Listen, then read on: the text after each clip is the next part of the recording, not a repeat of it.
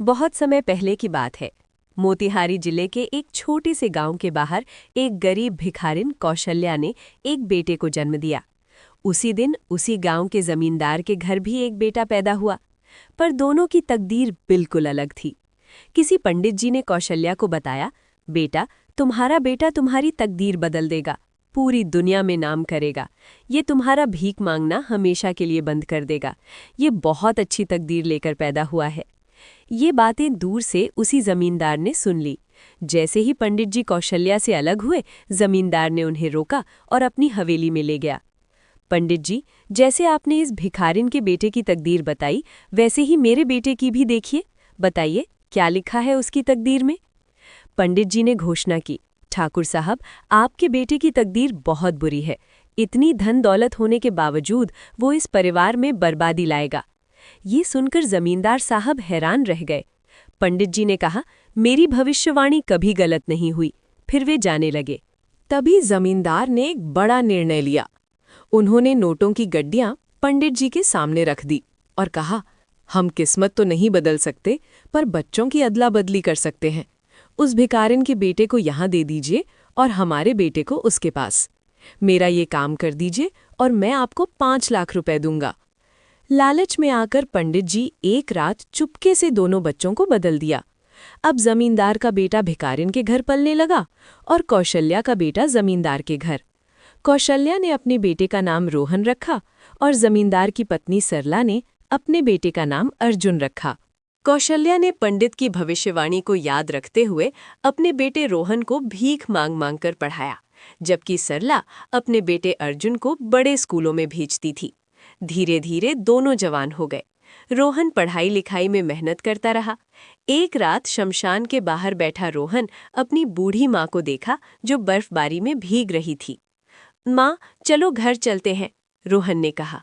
वो दोनों अपनी टूटी फूटी झोपड़ी में रहते थे। वहीं दूसरी ओर जमींदार साहब और सरला अपने बेटे अर्जुन को लेकर बहुत परेशान रहते थे। आधी रात को अर्जुन शराब पीकर लड़खड़ाता हुआ घर आता था। वो दिन भर आवारा दोस्तों के साथ घूमता, कार को खाई में फेंक देता और हर दिन नई कार मांगता। अर्जुन, तुम्हारी हरकतें देख रही हो सरला, ये अपनी तकदीर को बर्बाद कर रहा है, जमींदार ने निराश होकर कहा। आखिरकार जमींदार ने अर्जुन को लंदन भेज दिया। कम से कम तू वहां कुछ सीख कर आ। वहीं रोहन 20 इंटरव्यू देने के बाद भी बेरोजगार रह गया। माँ कौशल्या ने उसे ढाढ़स बंधाया, बेटा, एक दिन तू हर खुशी हासिल करेगा। एक दिन रोहन को एक विचार आया। माँ से पैसे लेकर वो बाजार गया और एक मूर्तिकार से सांचे खरीदे। फिर तालाब से मिट्टी लाकर मूर्तियां बनाने लगा। कौशल्या को भी ये काम सिखा दिया। रोहन ने मूर्तियों को रंगों से सजाया। जब वो शहर में इन्हें बेचने गया तो अमीर लोगों ने खूब खरीदा। कहते थे, मुख्यमंत्री साहब के ऑफिस में जो मूर्तियां हैं वही तुम्हारी हैं। पहले ही दिन रोहन 1 लाख रुपए कमाकर घर लौटा। इसके बाद रोहन ने आसपास के सभी भिखारियों को इकट्ठा किया और उन्हें काम सिखाया। उसने एक कारखाना खोला जहां औरतें सिलाई, कढ़ाई, बुनाई करती थीं और आदमी खाना बनाते थे। रोहन दूर शहरों में जाता, ऑर्डर लेता और बड़े शोरूमों में माल बेचता। जल्दी ही उसका नाम टीवी न्यूज़ चैनलों पर आने लगा। एक दिन अखबार में छपा, एक भिखारिन के बेटे ने हजारों भिखारियों को नई राह दिखाई। आज हर भिखारी के पास रोहन की वजह से अपना घर और कारोबार है।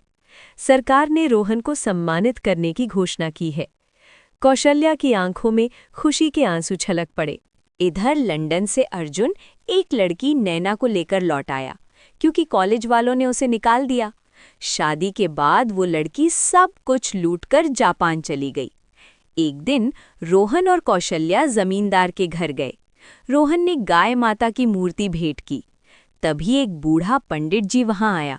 उसके चेहरे पर पश्चाताप के आंसू थे। मैं 25 साल से पश्चाताप की आग में झुलस रहा हूं, पंडित ने कहा। सच्चाई बता दूं, अर्जुन, तुम कौशल्या के बेटे हो और रोहन, तुम सरला के बेटे हो। मैंने लालच में पैसों के लिए बच्चों को बदल दिया था। ये सुनकर सब हैरान रह गए। नहीं, रोहन चिल्लाया, मेरी असली माँ कौशल्या ही है। वही ने मुझे पाला पढ़ाया। मैं उन्हें कभी नहीं छोड़ूंगा। अर्जुन ने भी माँ कौशल्या के पैर छुए। माँ, मुझे भी आपका प्यार मिल जाएगा तो मैं भी रोहन की तरह बदल जाऊंगा। उसके बाद अर्जुन सच में बदल गया। वो मेहनत से काम करने लगा। कुछ सालों में अर्जुन और रोहन दोनों का बिजनेस इंडस्ट्री में एक बहुत बड़ा नाम बन गया। अब सब एक साथ खुशी खुशी रहते थे। जमींदार साहब को अपनी गलती का एहसास हो गया था। सीख, तकदीर अपनी मेहनत और ईमानदारी से बनती है, न कि छल कपट से। सच्चा प्यार और माँ बेटे का रिश्ता किसी भी धन दौलत से बड़ा होता है।